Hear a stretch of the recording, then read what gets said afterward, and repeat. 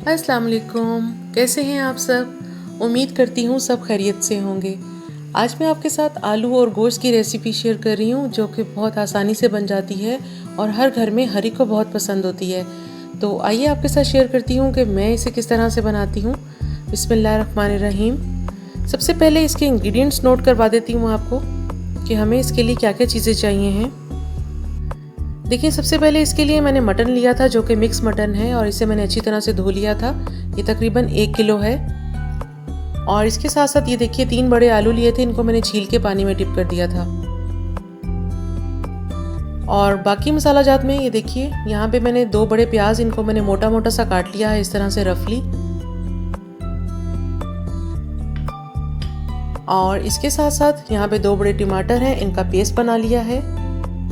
2 tablespoon लहसुन अदरक का पेस्ट, 1 टेबलस्पून सुर्ख मिर्च पाउडर, 1 टीस्पून नमक का, हाफ टी स्पून काली मिर्च, 1 टीस्पून हल्दी। और इसके साथ साथ ये देखिए यहाँ पे मैंने ज़ीरा और सूखा धनिया तकरीबन 1-1 टीस्पून लिया है और इसे मैंने मोटा मोटा दरदरा सा कूट लिया है।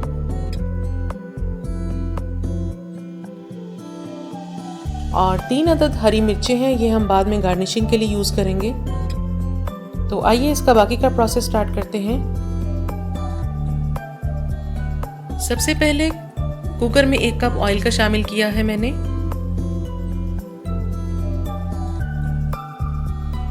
और ऑयल डालने के बाद इसमें लहसुन अदरक का पेस्ट, जिसे मैंने फ्रेश पीस के रखा हुआ है, ये 2 टेबलस्पून इसमें शामिल कर रही हूँ। और इसके साथ ही गोश्त भी शामिल कर रही हूँ, जिसे मैंने अच्छी तरह से वॉश कर लिया था।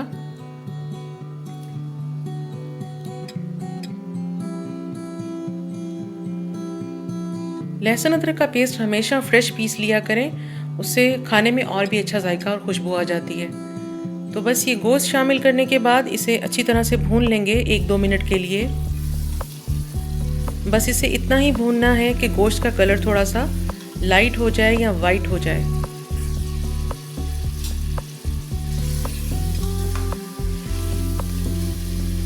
तो ये देखिए मैं इसे भून रही हूँ साथ साथ।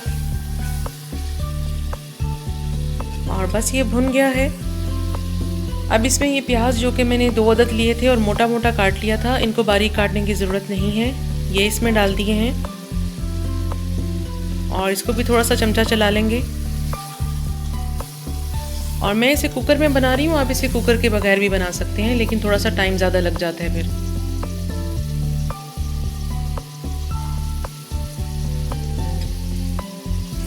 और इसके साथ साथ ये नमक शामिल कर रही हूँ 1 टीस्पून, आप अपने टेस्ट के मुताबिक ऐड कर लीजिएगा।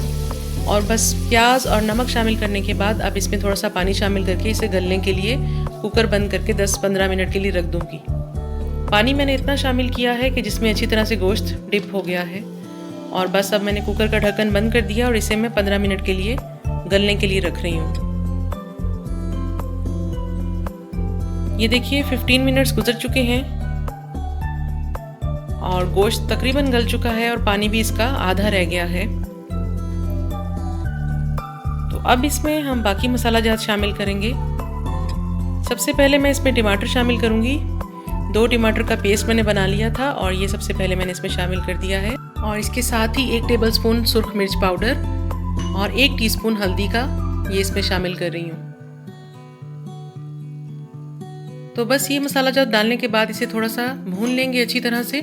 इसका पानी हमने खुश्क कर लेना है तेज़ आंच पे और इसकी खूब अच्छी तरह से भुनाई कर लेनी है, इतना कि इसका ऑयल अलग हो जाए।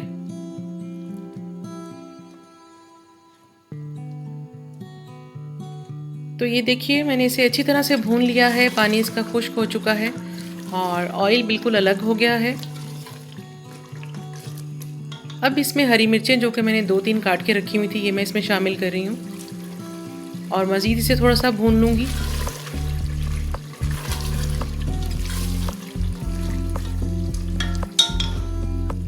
और भूनने के बाद अब इसमें मैं आलू शामिल कर रही हूँ। ये देखिए आलू इस साइज़ के मैंने काटे हैं, आप लोग भी थोड़े से बड़े साइज़ में काटिएगा, इसमें बहुत अच्छे लगते हैं। और आलू डालने के बाद इसे 1-2 मिनट के लिए मज़ीद भून लेंगे। आलू को भूनने से ये होगा कि मसाले का तमाम फ्लेवर जो है आलू में भी एनहेंस हो जाएगा। और अब ये देखिए, बस मैंने थोड़ा सा भून लिया था और इसमें मैं पानी शामिल कर रही हूँ। पानी हम इतना शामिल करेंगे जितनी हमें ग्रेवी चाहिए है, क्योंकि आलू को गलने में ज़्यादा टाइम नहीं लगता। तो बस इसे मैं 8 मिनट के लिए कुकर का ढक्कन बंद करके दरमियानी आंच पे गलने के लिए रख दूंगी।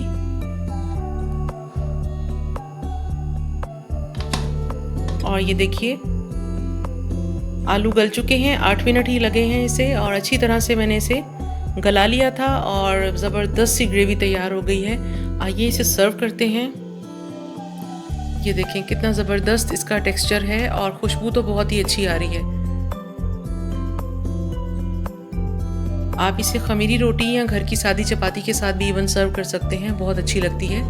और ये जो काली मिर्चें मैंने पीस के रखी हुई थी, ये सबसे लास्ट में मैं शामिल करती हूँ। ये थोड़ी सी इसमें मैंने डाल दी हैं, और थोड़ा सा ज़ीरा और सूखा धनिया ये भी शामिल करके हल्का सा इसे मिक्स कर लेंगे। और ये तमाम चीज़ें लास्ट में ही शामिल कीजिएगा, क्योंकि अगर आप इसे पहले शामिल करते हैं तो थोड़ा सा जायका डिफरेंट बनता है। तो बस ये देखिए, इसे मज़ीद गार्निश मैं कर रही हूँ हरी मिर्च और धनिए के साथ। धनिया इसमें बहुत अच्छा लगता है, बहुत अच्छा जायका देता है।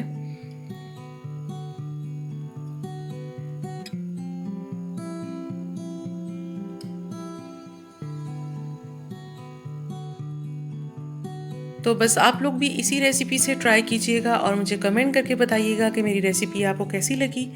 और मेरे चैनल को सब्सक्राइब करें और अपने फ्रेंड्स और फैमिली के साथ शेयर भी करें। और मुझे अपनी दुआओं में याद रखिएगा। अल्लाह हाफिज़।